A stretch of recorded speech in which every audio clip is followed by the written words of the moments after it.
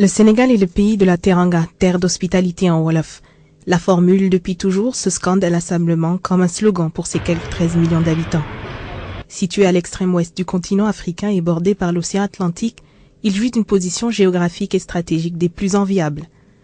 Jusqu'alors, le Sénégal est toujours cité parmi les exemples de démocratie et de stabilité en Afrique. Ce label tient à cœur ses habitants alors qu'une nouvelle page de son histoire politique s'écrit.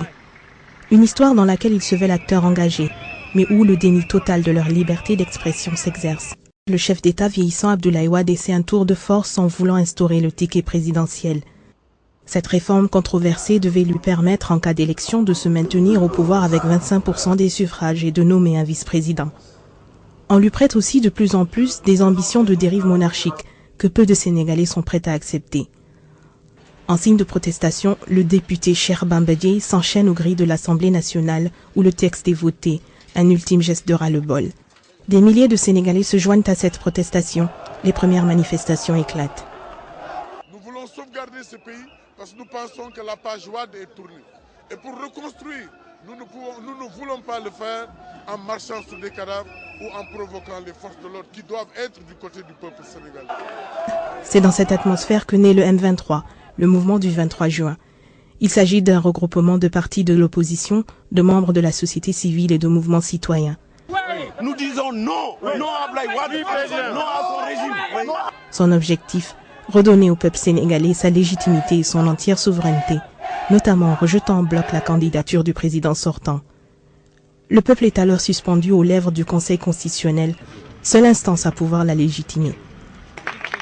Sur la même lancée, des rassemblements pacifiques s'organisent. Le mouvement Y en a marre, avec à sa tête des groupes de rap, fait son apparition et se distingue en tant qu'initiative citoyenne, regroupant toutes les franges de la jeunesse sénégalaise qui s'intéressent et participent à la gestion du bien public. Le premier tour de l'élection présidentielle fixé au 26 février 2012 est appréhendé avec une certaine crainte pour beaucoup de Sénégalais. Le climat électoral se retrouve plombé et se dégrade progressivement, entaché par des violences liées aussi bien à la contestation de la candidature du président Wade pour un troisième mandat qu'à une détresse grandissante des populations.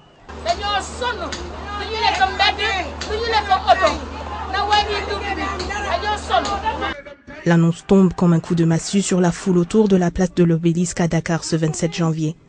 Vers les coups de 21h, la liste des candidats à l'élection présidentielle du 26 février est rendue publique. La candidature d'Abdoulaye Wade est validée. Comme prévu, des violences éclatent alors entre jeunes opposants et policiers. Ils s'affrontent à coups de jets de pierre, de coups de matraque et de bombes lacrymogènes. Des feux sont allumés un peu partout. Des morts sont à déplorer. Le président, lui, parle d'une simple brise. Dans les jours et les semaines qui suivent et à l'appel du M23, des milliers de personnes se regroupent alors sur les places emblématiques de l'Obélisque et de l'Indépendance à Dakar. Dans un calme précaire, la campagne présidentielle bat son plein. Le 26 février, Sénégalaises et Sénégalais se rendent aux urnes. Le taux de participation tourne autour de 60%. Un scrutin où les Sénégalais ont exercé leur libre arbitre. Pour le régime en place, il s'agissait de gagner dès le premier tour. Le peuple, lui, ne l'a pas entendu de cette oreille et penche solidement vers un second tour entre Abdoulaye Wade et Macky Sall. C'est dans son fief de Fatick, à 150 km de Dakar, que le candidat de Benno Bokk Yakaar, Macky Sall, est arrivé dimanche. C'est aux environs de 10 heures et accompagné de son épouse qu'il a voté au centre de vote Thierno Mamadou Sall de Fatick. Le scrutin général du second tour de l'élection présidentielle s'y est déroulé dans le calme et le candidat de l'opposition y a été accueilli dans une grande ferveur populaire. Je constate, pour m'en réjouir, que la mobilisation est très forte ici dans ce centre Thierno Mamadou Sall où je vote habituellement avec mon épouse. Mais j'ai suivi également à travers les radios et la presse de façon générale que c'est la même mobilisation au niveau national. Cela montre simplement que notre pays est une démocratie majeure. Nous avons un peuple très mature et qui sait faire ses choix en toute lucidité et en toute responsabilité. De son côté, le président sortant Abdoulaye Wade a voté dans une école du Point E, un quartier résidentiel de Dakar. J'étais à Thiès, vous avez bien vu, les gens de Réumi, 80% c'est les gens de Réumi, au moins 80%. J'aurai au moins, j'estime 75% des gens de Moustapha Niasse, à peu près 85% des socialistes qui vont voter pour moi. On s'en apercevra ce soir ou demain. Électeurs inscrits, 5 307 962. Nombre de votants 2 915 893. Bulletin nul 14 093. Suffrage valablement exprimé 2 901 800. Ont obtenu Abdoulaye Wade 992 556, soit 34,20.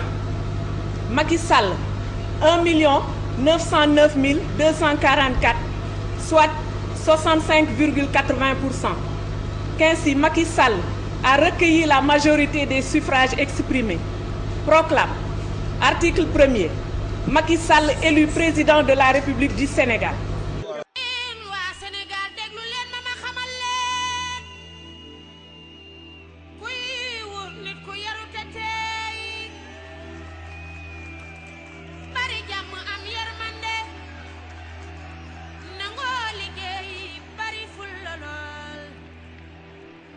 Xoolal ma Macky Sall kii doy na président